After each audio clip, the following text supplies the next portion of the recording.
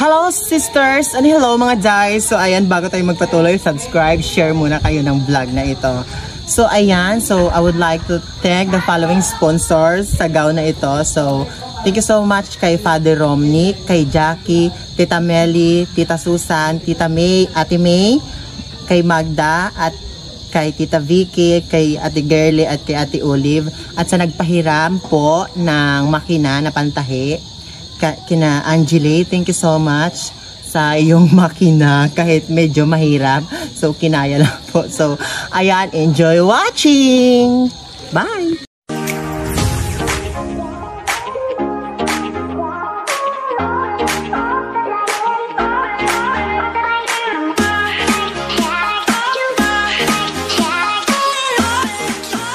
It's your madam. Dito hahatiin ko yan. Yan. So kasi ito yung maging, at ito yung by the way, tsaka pagkahati ko kasi ito yung panglabas. So ito yung panloob.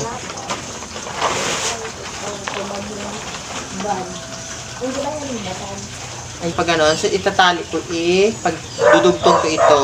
Madami ito siya, madaming ganito. So ito yung pang ball gown, ayan, ganon. So itong ano na to, itong tawag dito, ito yung hatid ko sa gitna, ito yung didikit dito, pag ganon, hanggang sa taas. So at gawa ko ng pakpak. So abangan ninyo kung paano ko ito gawin, ha. So don't skip the ads. At ayan, I'm so tired for now. So let's go!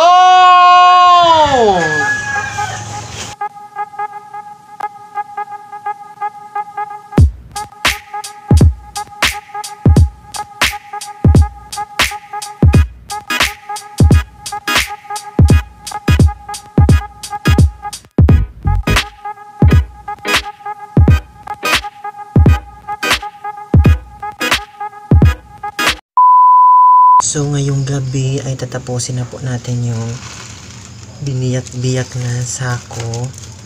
So ito na siya, susunugin na natin para hindi siya magtastas kapag siya ay tinahi. So hindi pa ako nakakauwi ng bahay.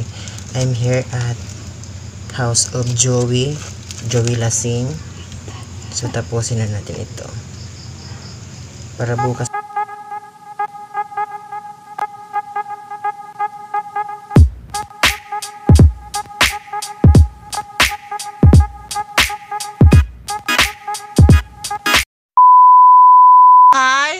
Sisters, so di ba naninibago kayo? May mga ukay. So kasi nga dito ako sa bahay ng aking friend. So dito ako makikitahi at ayan, dalang-dala ko na yung mga sako. Ayan siya, dala-dala ko na siya yung mga sako na to. Ayan, kasi dito ko na siya tatahin at makikigamit muna ako dito ng kanilang pantahi. Yan o. Ayan, yan yung sipa-sipa moment.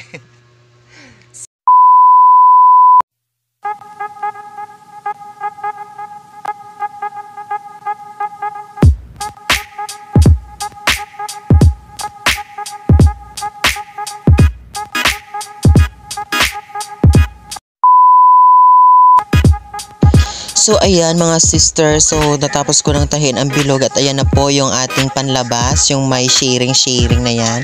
So ayan na po ang aking tinatahi. So enjoy!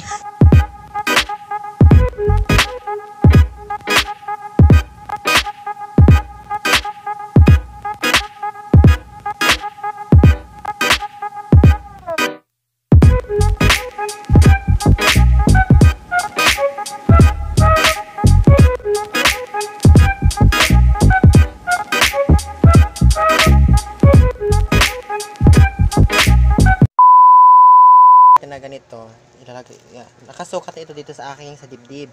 Then igaganon ko na lang siya. Yan.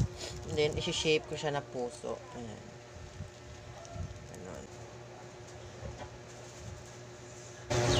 Ayan.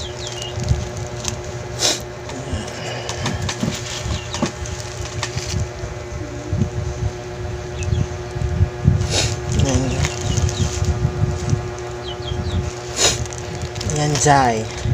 Yan na yung ating pang taas. So, let's go. Tahin na natin.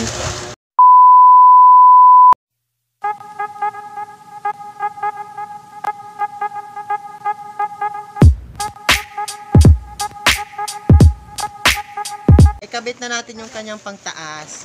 Ayan o. So, ang lalagyan ko siya para may bukol-bukol naman ng konti. So, lalagyan natin ng bra. Yung bra na ito is... So, ayan guys, may foam na siya. Ayan. Yak na yung bra. So, umalis tayo. May mga tai. And I'm going to put the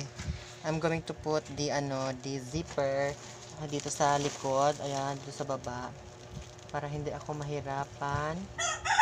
Ayan. So, ilalagay ko siya dito. So,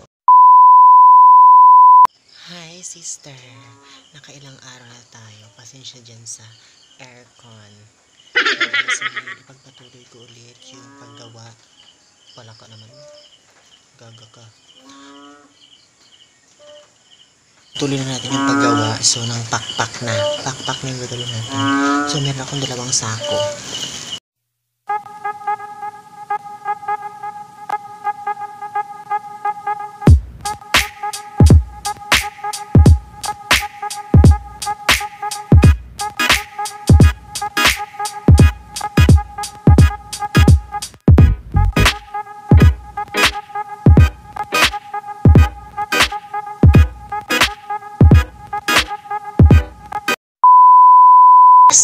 So, ayan, tapos it's a morning at tapos ko na yung aking pakpak at ito yung pakpak, ito yung pangbaba. Ayan, ganito to. Ganito. So, yan ang ating pakpak. Ayan. So, i-spray paint ko na lang siya. At ito din yung ating gown. Spray paint din natin siya. So, ito pang hinihintay natin. Let's go!